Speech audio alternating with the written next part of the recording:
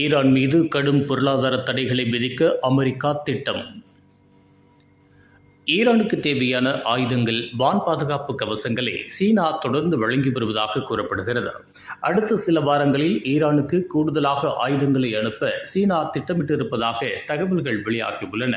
இதுகுறித்து அமெரிக்க அதிபர் ட்ரம்ப் வாஷிங்டனில் நேற்று பேசும்போது, ஈரானுக்கு சீனா ஆயுதங்களை வழங்குவது உறுதி செய்யப்பட்டால் அந்த நாடு மிகப்பெரிய பிரச்சனைகளை சந்திக்கும் என்று எச்சரிக்கை விடுத்துள்ளார். இதுகுறித்து சீன வெளியுறவுத்துறை செய்தி தொடர்பாளர் கூறும்போது, அமெரிக்க தரப்பு ஆதாரமற்ற குற்றச்சாட்டுகளை சுமத்தக்கூடாது. அமெரிக்கா ஈரான் போர் மிகவும் தீவிரமான பிரச்சனையாகும். இதில் பதற்றத்தை தணிப்பதில் கவனம் செலுத்த வேண்டுமே தவிர பதற்றத்தை அதிகரிக்கும் வகையில் கருத்து வெளியிடக்கூடாது என்றார்.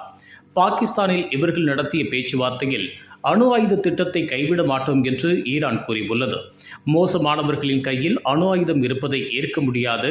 ஹார்முஸ் ஜலசந்தியில் வீசப்பட்ட கன்னி வெடிகளை அகற்றும் பணியில் ஈடுபட்டிருக்கின்றோம்.